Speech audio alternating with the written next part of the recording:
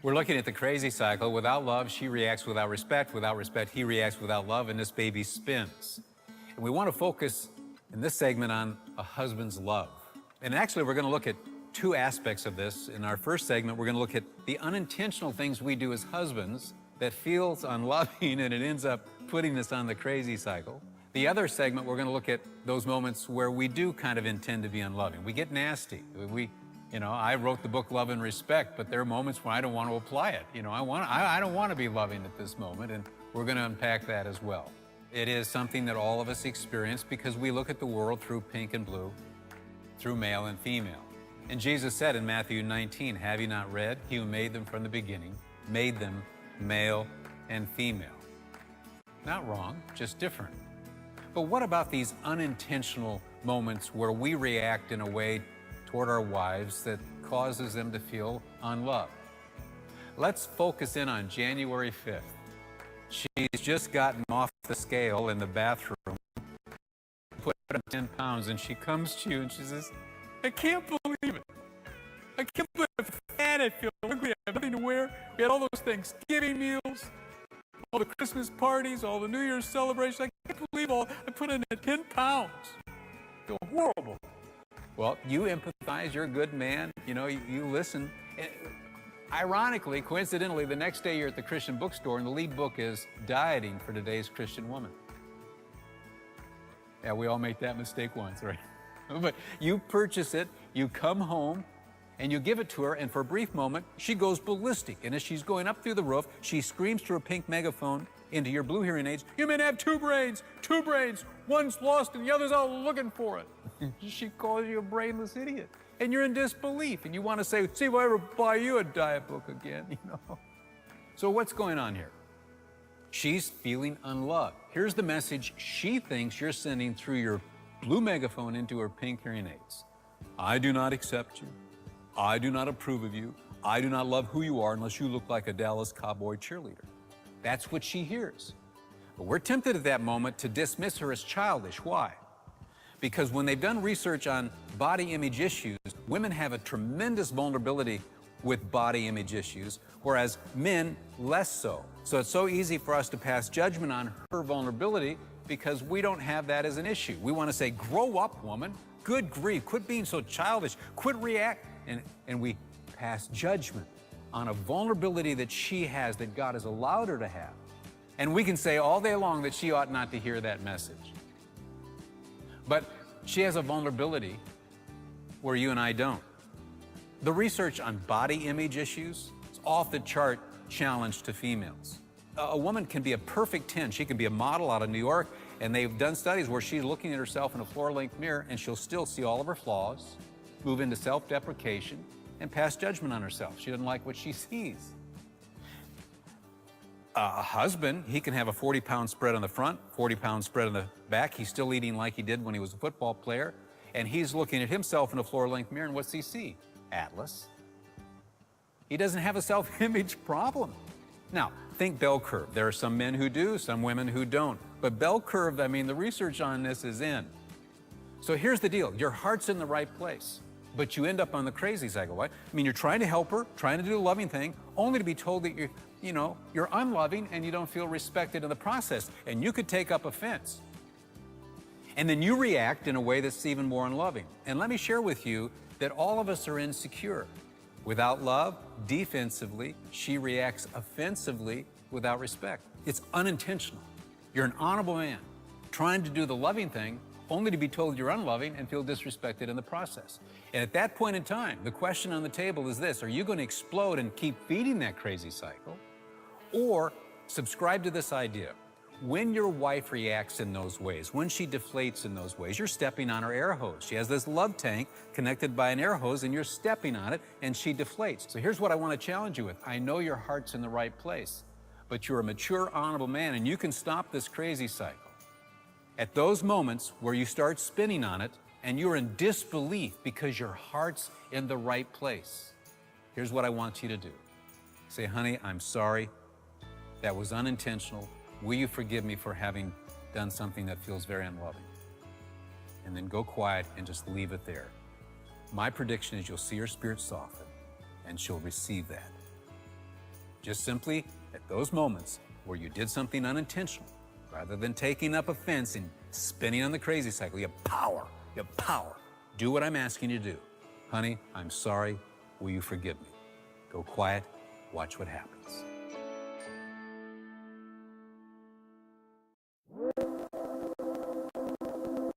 We got married young and just out of college. I kind of had an expectation that now that we're married, we'll get to spend all this extra time together, and he'll come home at a certain time, and then like as soon as he comes home, we'll just spend the whole rest of the evening together. And I think throughout the early years of our marriage, realizing that that wasn't necessarily the case. He'd come home late, and I felt kind of like he'd rather be at work than home with me, and so I felt unloved. I kind of viewed that as him like, why doesn't he want to come home to me? Why doesn't he love me enough to come home earlier? Because of that feeling of not being loved or not thinking that he loved me enough to come home, I would kind of turn around and be disrespectful to him in just the way I talked, or, honestly really nagging him a lot about, where were you? Why didn't you go get your bag sooner? Why didn't you call me first? Felt like I'm busting my chops at work, and I come home and if I know I'm going to be late, I'm probably dreading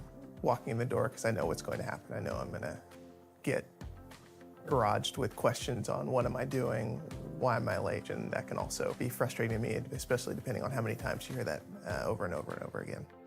If I'm feeling hurt, I just spit it all out there. When I feel attacked, my natural reaction is to attack back, but I know that saying those things out loud won't make it better. So my tendency then is to clam up and not say anything. He even had to walk away because he was being attacked so much. But him walking away makes me feel like he doesn't love me enough to resolve this, so I don't want to show him any respect or love either. And this is still an issue that we're still dealing with in our marriage, but one way that we get out of the cycle where she says something and I say something and then we're spiraling is to realize that whatever my fault is in this situation and apologize for it.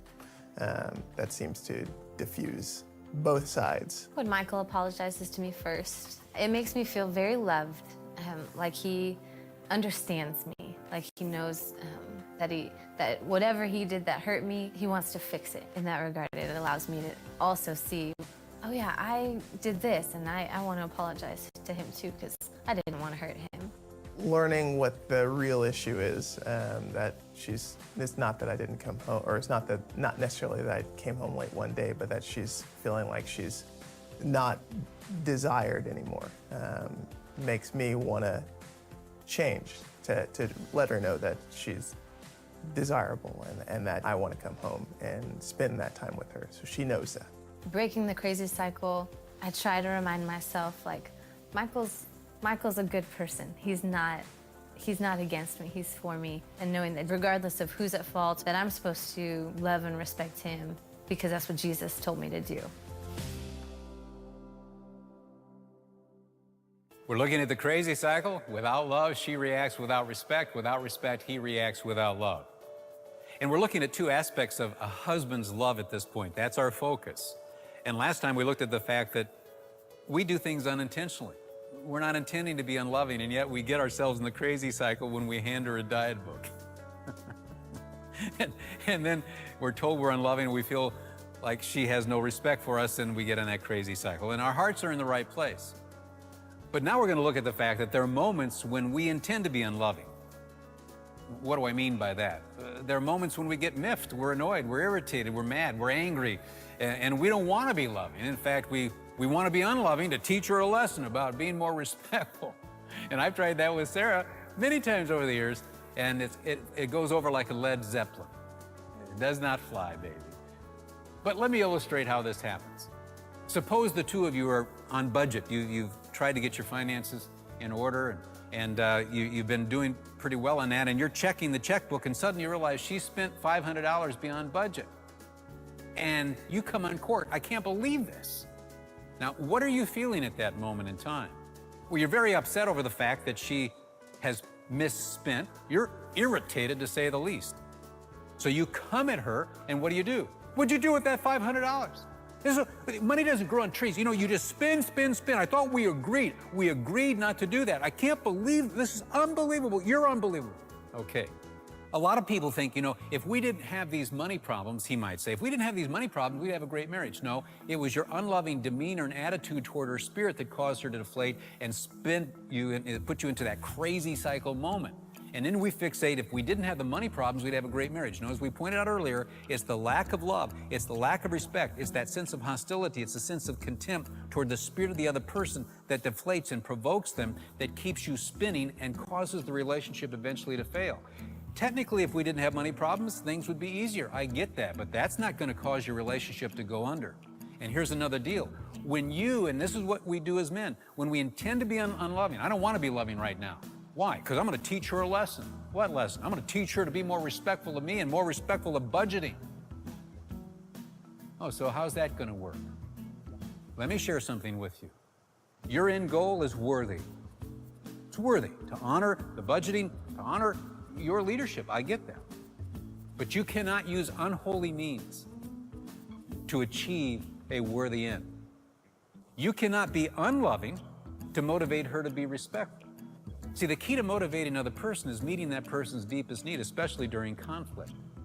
And isn't it odd that you would actually deprive her of her deepest need in order to motivate her to meet your deepest need?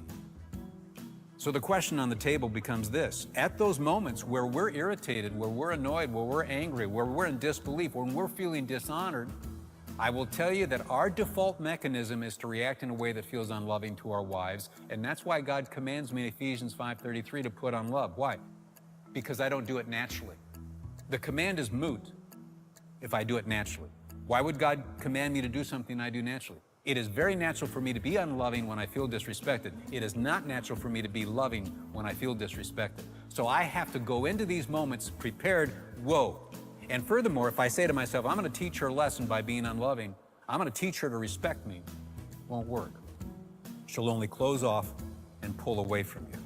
So my appeal to you is this. You're a man of honor, seeking to do the honorable thing, but you will never be able to achieve those objectives by coming across in a way that feels unloving to her. You cannot use unholy means to achieve a very worthy end.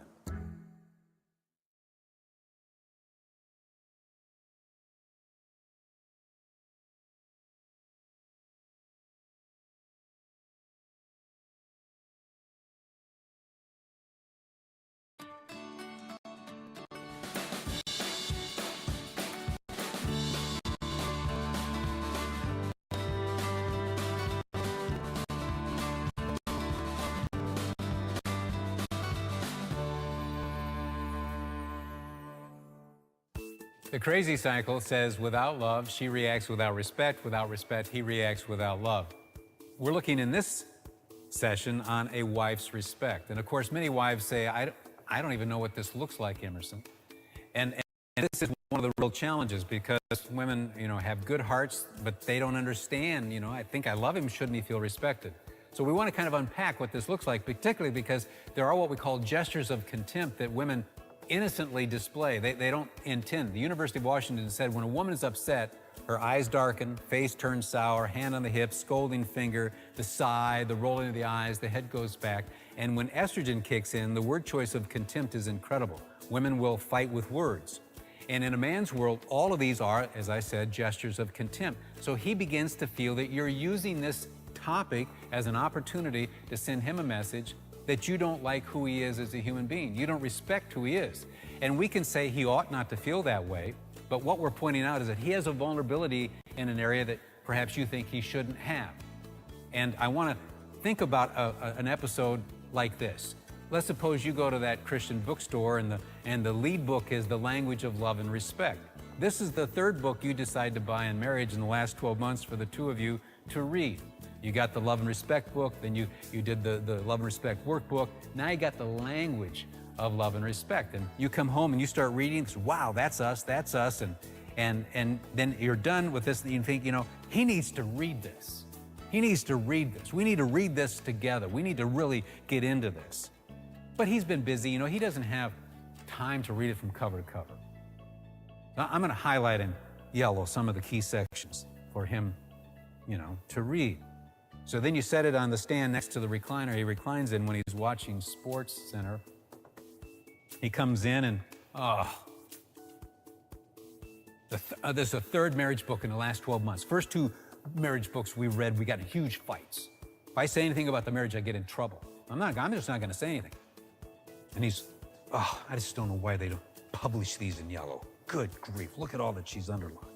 But he shuts down, he just stonewalls. Why? Because there is a vulnerability, thinking bell curve, in many men here.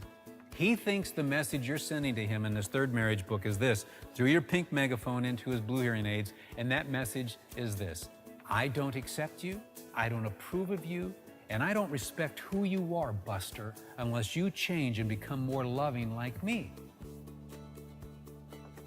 And you can say all day long, he ought not to hear that message. But he has a vulnerability here. And we have to work with that vulnerability. There is this feeling that when he is in the situation, you're going to be pulling out of him things deep in his soul that basically are going to be communicating to him that he's inadequate. And even though that's not your motive, in the culture of intimacy, in the culture of love, the consensus is in women do relationships better than men, generally speaking. And what happens in these situations is the man is feeling this. This is really about you feeling that I'm not adequate, that I'm not, who I'm supposed to be. And so the goal here is to change me, because you find me unacceptable. You don't approve of me. You don't respect me. In the same way, when he gave you that diet book, you felt like he was saying, I don't accept you, I don't approve of you, and I don't love who you are. And even though there's a difference between the diet book and the third marriage book, I'm trying to make the point that there's a vulnerability at different moments on different topics, and if we don't get in tune with that, we're going to see the spirit of that person deflate, they're going to pull back, going to stonewall, and you're going to come at him even more. So the question on the table is this: is it okay for him to have a vulnerability in this area where you don't? And what's fascinating is if he brought home a third marriage book to you, you would be energized. So what we have to do, again, remind Jesus said, have you not read, he who made them from the beginning made them male and female. Not wrong, just different. And your husband has a vulnerability where you don't. And it would be so easy to pass judgment on him as childish. It'd be so easy to say, I value the marriage, you don't value the marriage. I want to deal with my stuff, but you don't want to deal with your stuff. And in the process, you can be motivated to do the loving thing, even the honorable thing. But he's feeling like it's very disrespectful, and that you're ultimately saying to him, he doesn't have 1 ounce of love in his soul toward you in the marriage. So what's the remedy? One of the things during these moments is you need to speak the words, what I call respect off. Say to your husband, help me here. I'm not trying to send you a message of disrespect. I'm not trying to dishonor you. I have a need for your strength. I have a need to connect with you. How do I say this in such a way that you don't feel I'm secretly sending you a message that I'm trying to shame you and diss you? I need something from you. How do I communicate this in a way that you don't think that I'm trying to put you down? Ask that question and then say, can you forgive me for having come across in a way that felt disrespectful to you? And then go quiet and watch what happens. I've been married to my wife for the last 15 years. I usually work about 60 to 65 hours. His job is high intensity, high stress. I felt like I was not loved. I felt like I was neglected because I literally for the longest felt like we were two individual beings trying to live together, like coexisting pretty much. And I'm thinking, hey, I'm sacrificing for taking care of the family. But eventually I would hear her say, how is your second wife doing? I used to ask, how is your work wife, taking care of you? And of course that made him mad. And I would be like, what do you mean second wife? She would be like, well, you're always working and you do not have time for us, me or the kids. I thought that was kind of degrading because for me, having a second wife is like, man, that's like committing adultery. So it turned into an argument and I would counter back to say, you know what? I work all this time. What do you think I'm doing this for? My mom, being, a very strong personality, will try to intrude into my family area. I felt like she did not respect me as his wife, and she started stepping into the role of still caring for him, even though the Bible says leave and cleave. He gave more weight to what she had to say instead of what I was saying. From Susan's point of view, I was trying to choose my mom or her needs more than my wife and my kids' need. When he would ask for things, I'm like, well, you're your mama's boy, so why don't you go to your mama and ask for it? And what I did in turn was not respectful at all. When she said that I'm not man enough to deal with the situation, it kind of made me mad because I'm thinking that's disrespectful. I was coming to a point of being very tired of constant fights. Like, we will be good for weeks and then all of a sudden we'll go back into the crazy cycle. She said, I don't want to live like this, and I used the word divorce. When I used that word, it kind of shook me up to say, you know what, for me to use that word means something is terribly wrong between me and her. We need to change the story, and that's when we ended up taking the class Love and Respect. I saw the change in her. Her body language was different. I saw her starting to respect me, and the tone changed. To know that she values what I'm doing makes me feel like, wow, I can fight the world, but my wife is here with me and she understands what I'm doing. I would go up to his office and just give him a hug or just say hi, and he would apologize to me, which would never happen before. Just enjoying each other's company, allowing her and giving her that time made her feel that she is loved and respected. Without love, she reacts without respect. Without respect, he reacts without love, and this crazy cycle spins. And we're focused here on a wife's respect. And we looked last time at these unintentional moments where you end up coming across in a way that feels disrespectful to him, and your heart's in the right place, and yet you still spin on the crazy cycle. But what about those moments where, if we were honest, we actually intend to be disrespectful? Many women will say, Emerson, I have no idea what respect is. I don't even know what it looks like. And I say, no, I understand that. Do you know what disrespect is? Oh, yeah. Oh, yeah, I got that down. But he should know I don't mean it. And as we pointed out, the University of Washington said that there are these gestures of contempt that women display when they're upset. Eyes darken, face turns sour, hand on the hip, scolding finger, sigh, rolling the eyes, head goes back. And when estrogen kicks in, that word choice of disrespect is just zeroed in on his spirit. And you're trying to awaken him to your deeper need, but he doesn't hear the cry of your heart. He only thinks you're using this as another moment to send him a message that you find him inadequate as a human being and that you don't respect who he is as a human being. And we can say you ought not to feel that way, but we're pointing out that men are vulnerable. And let me say, men serve and die for honor. This isn't a narcissistic thing. We actually give our very lives for honor. The disconnect between what women feel about respect and what men feel about respect is the difference between night and day. So you need to trust me here. Men soften and serve and respond when you communicate respect toward their spirit. So what happens at those moments where you're nasty, you're upset? Suppose he's been on the road for a week. He comes home and he, later in the evening, makes a request to be sexually intimate. I mean, after all, he has a need that only you can meet. But you're not feeling well, you've got 3 children under 8, and it's been a busy day, and so you say no to him. But he kind of comes back and is kind of making a stronger request, and you're kind of thinking, that feels very unloving to me. And then you say, is that all you ever think about is sex? I mean, is that all you ever think about? I mean, what, is there something wrong with you? I mean, come on. And whatever it is you might say, could go down that way, it might go down just much more subtle, but the message is there's something wrong with him making that request. And so how does a man typically respond to that? He feels like you don't respect him.